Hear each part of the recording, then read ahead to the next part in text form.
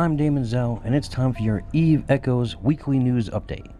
We'll be diving into all the happenings of the week, but first, if you can just tag that subscribe button and ring that bell, then you can stay up to date with everything that this channel has to offer. Before we get started this week, I understand that this video is late, and everyone was expecting this to drop on Sunday. This didn't happen for two reasons. One, not a lot really went down last week until Saturday and Sunday, and we're going to get into that.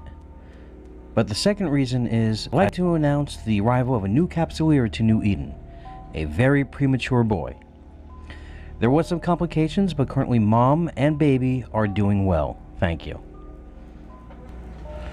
There's also an update from last video, a few name changes. F Coalition is now the Angel Cartel Republic, ACR, and NSFW and RNWB has merged to create a new entity, Warp. We had our weekly maintenance, and again it was delayed by 2 hours, giving us an additional 10k free SP. We got some big additions, some quality of life changes, and unfortunately, some big bugs. Let's get into it. First is the insurance feature update. Now, insurance can be used to recover most ships, modules, and rigs fitted on these ships. The insurance points required to recover ships and modules are determined by the estimated market value of the items. The insurance points required for recovery are calculated when a battle loss occurs, and discounts are available for deposited insurance points. After recovering the player's ships and modules, the insurance system will purchase similar items from the market according to the status of the deposit pool. Now, I don't want to get down into all the details of the insurance program as the math still confuses me. That being said, as long as they stay on top of the accurate price estimates of everything inside the game, these prices will be very close. Some takeaways: your previous vouchers have been converted into insurance points. Insurance points cost Plex, which is then converted into ISK. The initial items will be generated, however, the IP fund pool reaches 50 times the amount of the item buy orders will be placed on the market so that industrials can take advantage and make some ISK. If you want to know exactly how the mechanics work, I would point you to Sovereign RPG's channel, Captain Benzi's channel, and even B8KD's channel. 2. Improve the corporation hangar and wallet review system. Added a no review quota and a reduced review time. Players who have joined a corporation for more than 60 days and have tech level 8 or higher can enjoy 80% less auditing time for using the corporation hangar and wallet. Players who have joined a corporation for more than 30 days and have tech level 7 or higher can enjoy 60% less audit time for using the corporation hangar and wallet. Players who have joined a corporation for under 7 days have a 100% longer audit time for using the corporation hangar and also cannot use the corporation wallet. Ship tech level adjustment: the Tempest and Raven levels have been adjusted to tech level 9, and the Rock and Maelstrom have been adjusted to tech level 10. Now, tapping the location you saved before will directly launch an autopilot there. Thank God for this, it was very much needed. Tapping Go there under a saved station location will directly navigate you to that station. Again, thank you. We had an adjustment to the gift contracts. In order to reduce the impact of price fluctuations, the contract evaluation difference was adjusted from 150% to 200%. In order to improve the convenience of player contract transactions, the consumption limit for accepting contracts from tech level 1 to 6 characters have been reduced from 200 to 40, and the consumption limit for accepting tech level 7 gift contracts has been reduced from 20 to 4. This will help a lot of those newer players getting help from older players. Now you can tap your own ship and then save current location to save the location you're in. Just a little shortcut in making those bookmarks. All normal belts of ore have a life cycle of 3 hours now. This is a lot better than having to mine the belt until only 30% left for the belt to recycle. But I'm still waiting to find out how to spawn those into condensed belts. If you do know how to do this, DM me. An improvement: they optimized the icon display in the scene to improve the client performance. They added Warp Fleet option to the Fleet members' operational menu. Dragging the Warp and Warp Fleet buttons in the Fleet members' operational menu can control the warping distance. These two changes will make fleet management so much easier. Less to worry about is always a great thing. You can now deliver assets that were unable to be delivered to a Capsular Outpost or Corporation Citadel. They added a price comparison to the buy page and the purchase in bulk page. They adjusted the warping velocity of some of the battleships. Now warping velocity of a battleship is 2 AU. Banned accounts will now be able to see a detailed reason for why they have been banned. Of course, this will be on the banned screen itself. They improved the display of skills and time on a character selection screen. You can now scroll the language list on the login screen. They improved the info and notice display. Items traded in an ITC have a 50% less trade lock time. They added new models for the strip miner, added advanced quests in the advanced pilot tutorials. We'll talk more about that in the bugs. Transport missions now display the correct delivery hold volume. The chat window will no longer be closed during a Stargate jump. About time. They added a confirmation box for lost resources when a mining array is destroyed. The sharing features will now adopt a unified interface. They revamped the overview icon for all of the bases. Updated the resources related to the Guardian Rally event. You can now view the kill mail of the same corporation member in the corporation management interface. So much this, is a step closer to an API which I am told they are trying to get done by the end of February.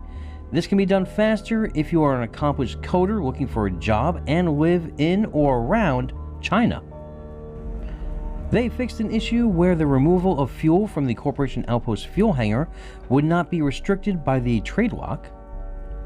They fixed the conflict between player name and rich text that could cause an error in shared links.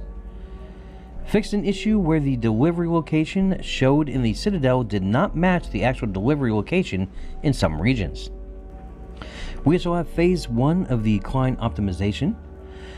They are currently implementing this across a few clients at first, and as the initial CPU side optimizations show further stability, they will apply these optimizations across additional clients. So definitely some quality changes, however there is a significant bug. In the new advanced tutorial missions, there is a mining mission that if you accept it, you will be stranded in space with no UI and no way to get out of it. I've seen this reported a few times, yet no official word from the devs about it currently.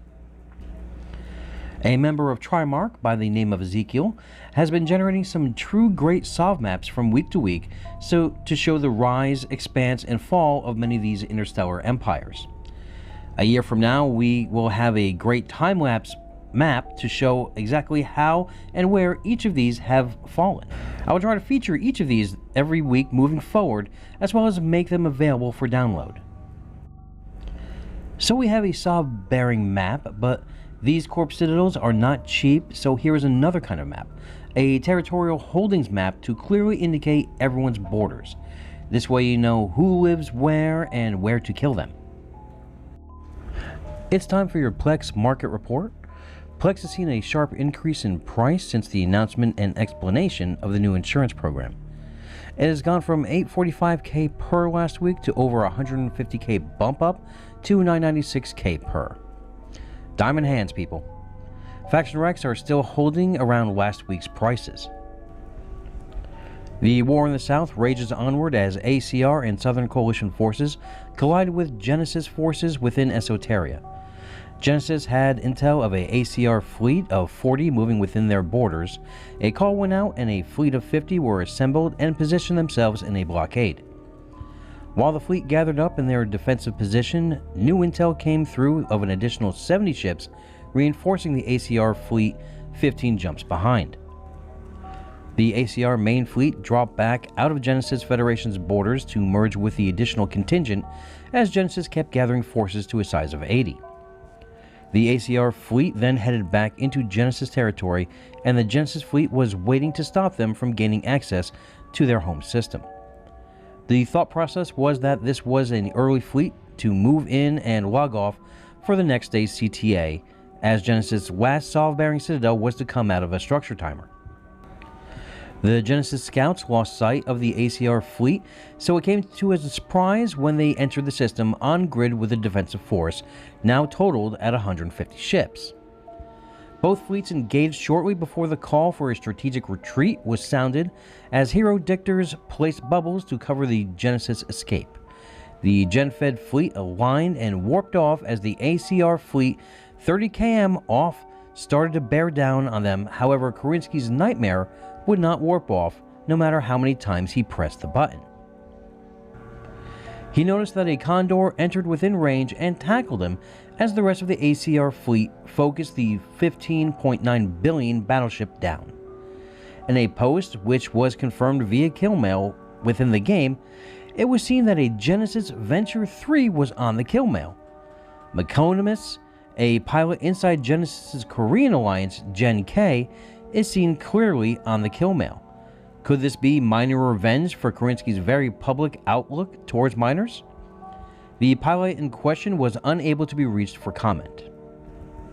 This story does not end there though, as the Genesis fleet reshipped into seated frigates and interceptors and gave chase to the ACR fleet, killing stragglers for 2 hours, spanning across Esoteria, Fae, and Omsk, and then back into Esoteria.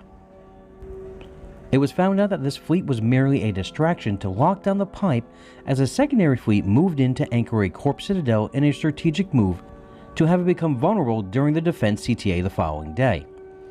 The Terror was found and then destroyed, halting those plans to anchor to a sum of 12.9 billion. At the end of the night, I am told that Genesis lost the Nightmare, some cruisers, as well as a few seated frigates to take in a 26 billion total in kills done to ACR. The battle for WX Tech 6UX, Genesis' last and only Sov holding, was sieged by the Southern Coalition and ACR. This was a record-breaking fight in Eve Echoes, capping out the system at 1,200 pilots. The structure timer was to open up on Sunday, and the Southern Coalition was committed to the task at hand. Now when I say committed, I mean they logged in 9+ hours early in the system for the fight. Fighting occurred throughout the day before the timer came to fruition in the neighboring systems on those gates. I have been told that large portions of the Genesis defensive fleet were locked out of the system due to the system being capped out before it was raised to 1,200. Time dilation began at level 3 but jumped to 5 as Genesis funneled ships into the system and arrived on grid. For some reason, the Citadel disappeared from the overview menu, forcing Gen-Fed to use saved warp-ins on their own station. I was there and can confirm this, as I was trying to get on grid to broadcast the fight. As the Gen-Fed fleet maneuvered into formation on grid, the attackers were able to pummel the station down to 70%.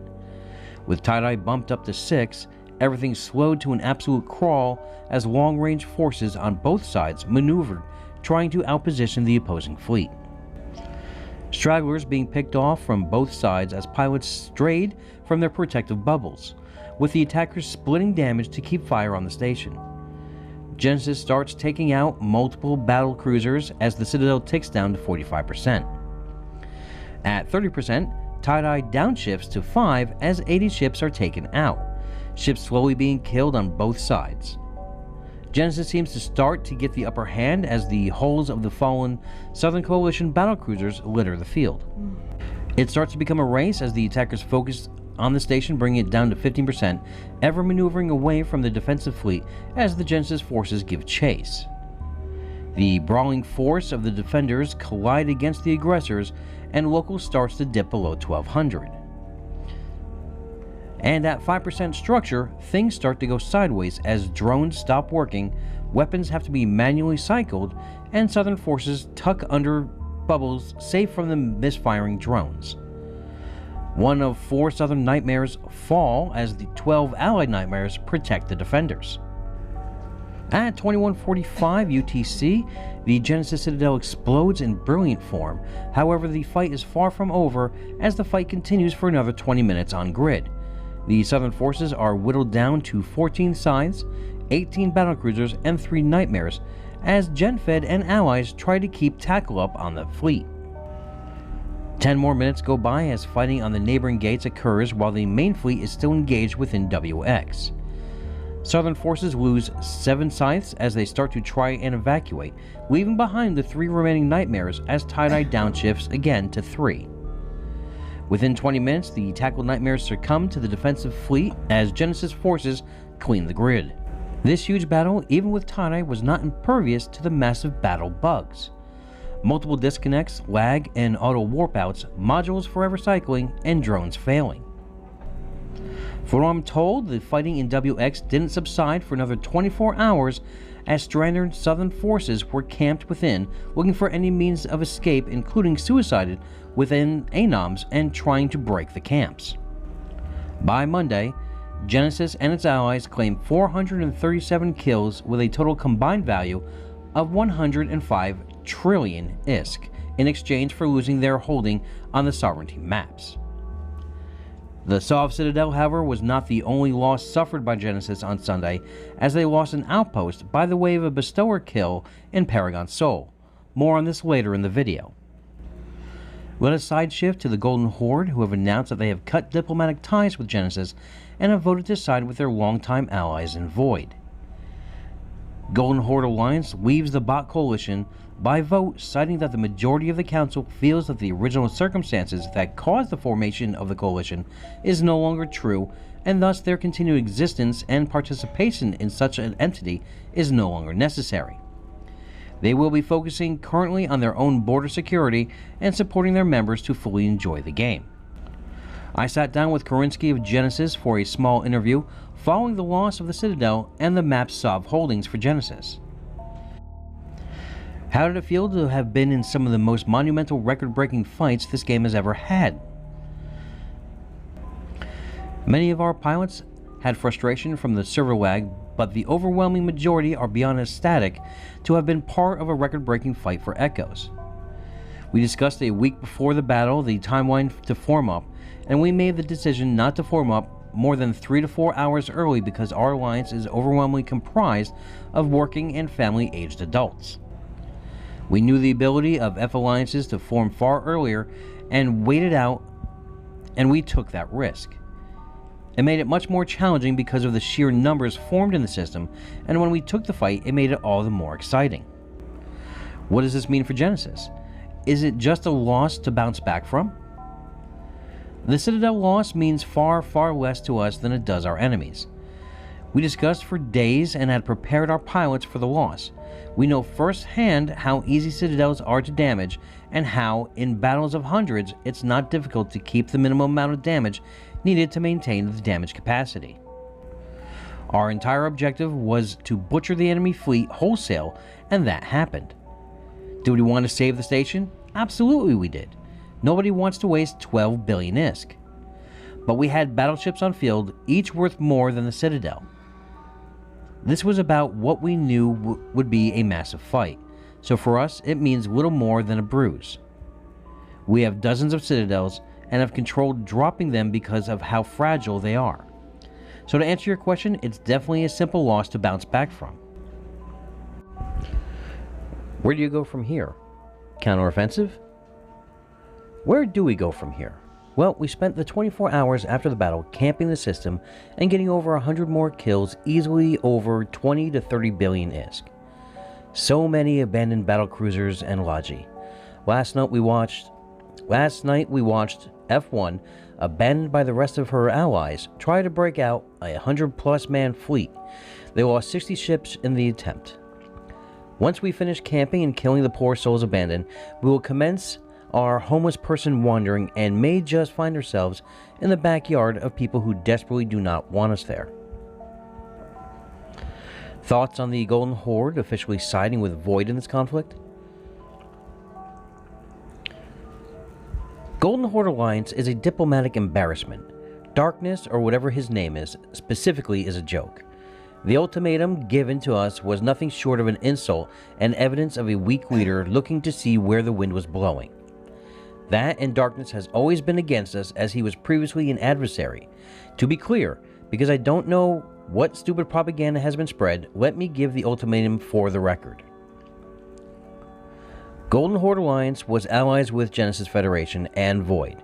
When Void joined the war against us, Golden Horde said that was not their business. However, when GenFed attacked F1 and Void was defending F1, Void told Golden Horde we were coming for Void.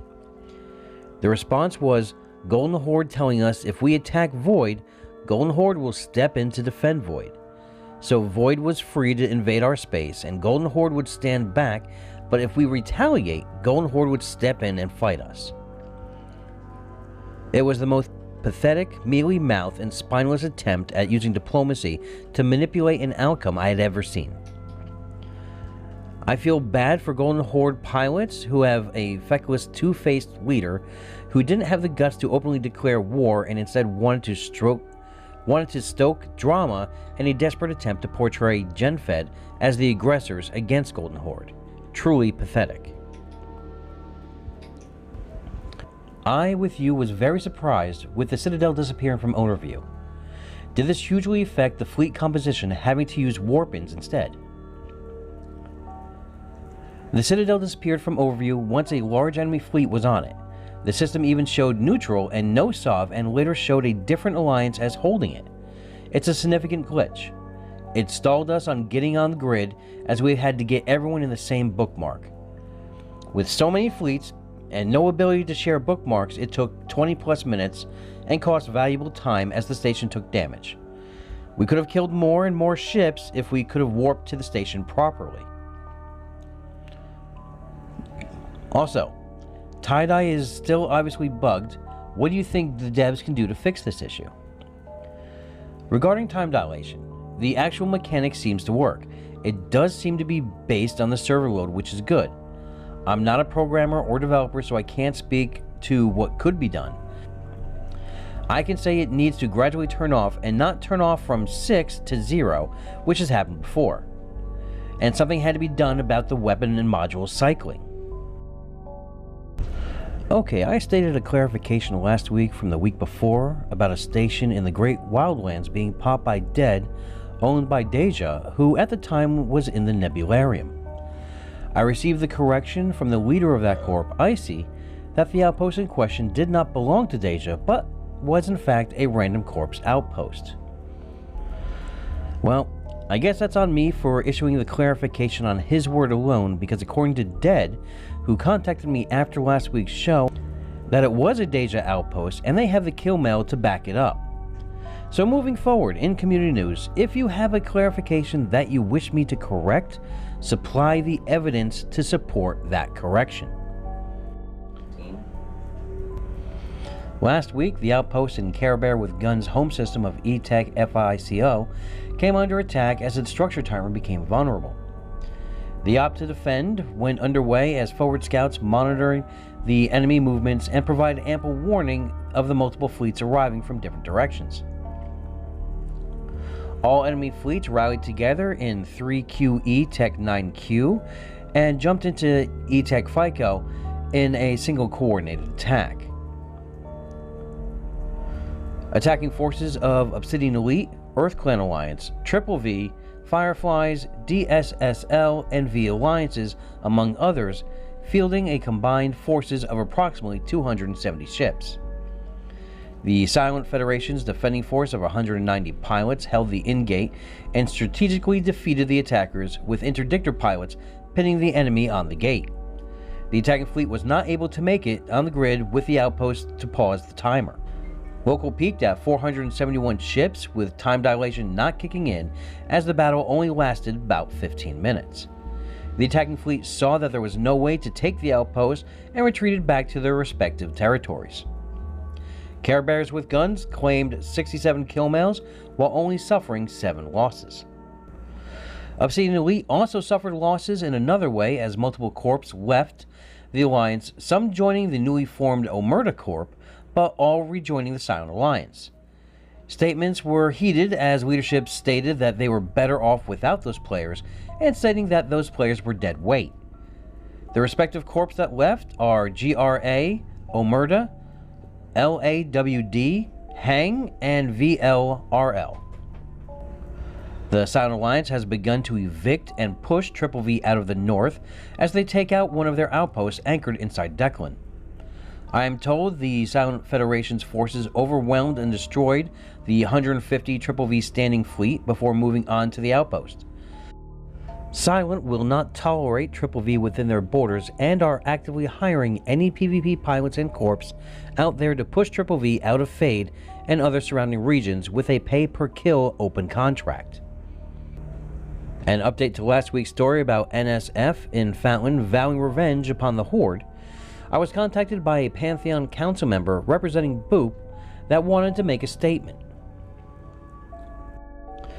I would like to make a statement that the group of Alliance leaders got together with NSF leaders and unanimously decided that it's best to stay out of the Reddit war, as that is not Boop's way, and that they will be roaming for content but will not be looking to exact any kind of revenge upon the Horde. They are growing past it. We have one of our Pantheon diplomats reaching out to the Golden Horde, letting them know that we will be redirecting the efforts of NSF in a positive direction. Last episode, I did a story about an event called Burn Tama, featuring a group of players suicide ganking other players on a low-sec gate. I wanted to dive into the history of this group, how they came to be, and how others, if they wanted, could join in. In the last week or so, about 7 battleships were killed by this group, but the recruiting started weeks earlier. The core of the groups revolve around members of PEW of the MC and Revs the Revenants, as well as others from a suicide ganking mission running alliance called Together We Solo. Planning for this first event started back in January on the 13th for the first event for the 16th. Popular content creator B8KD as well as Mecha DVA, aka Together We Solo, aka Spaced Out, started gathering people for the cause across multiple discords in the hopes of forming a fleet of 30 to 50 pilots and training stabbers and caracals. As you can see, the first few days of this group was a complete success, netting 7 battleship kills. I did ask Mecha if they'd target other ships, and he did state that battleships are currently the only thing on the menu. If you are interested in joining, either on your main or an alt, they ask that it at least be tech level 5, and you can contact them via Discord. Together We Solo and B8KD can both be found on the main Eve Echoes Discord or their respective personal Discords. They invite anyone who wants to take an unorthodox method in killing battleships. And since we are discussing the death of big shiny ships, let's look at some of the biggest kills of the week. The Mercenary Coalition have been in overdrive for the last week and a half, with a huge amount of battleships killed. Let us start with this record-making Rattlesnake at 19 billion. These anacondas just keep getting fatter and fatter, followed by twin Balgorns, one for 6.6 billion and the other for 6.8, as well as a Nightmare for 6.8 billion.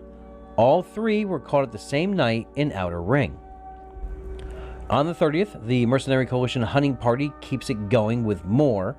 This 19.1 billion Rattlesnake, a 5.8 billion Balgorn, twin Nightmares, one at 15.8 billion and the other Nightmare at 16.6, and a 17.1 billion Vindicator. The MC sure did put in a lot of work this week. And here I thought the Mercenary Coalition just had the biggest Eve Echoes kill with that 19 billion Rattlesnake.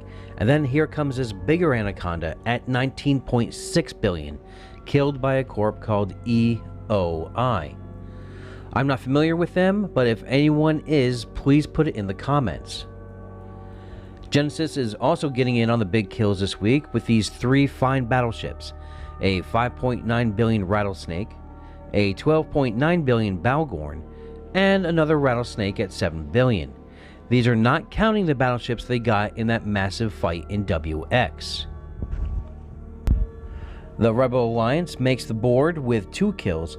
First is a 6.7 billion Balgorn, followed by an 18.8 billion Rattlesnake. Now on to the solo kills and the winner of this episode's Omega combo. TJ Blaze, definitely nowhere near the biggest, but I liked his enthusiasm enough to show his 96 million magnet kill a nice honorable mention. The second runner-up, now past 30 days and re-eligible to compete again, Badran with a 2.8 billion Cinnable kill. First runner-up is Creech with this 3.9 billion Interceptor kill. Nice Macarial blueprint drop there. And this week's winner of an Omega combo and the biggest solo kill of the week, Tumbleweed with this 10.9 billion Bestower kill. Remember that Gensis outpost I talked about earlier that died in transit in Paragon Sol? Well, here it is, in all its glory. And what looks like the pilot's industry hoard in one full shipment. Tumbleweed, you know what to do. Hit me up on Discord to receive your prize.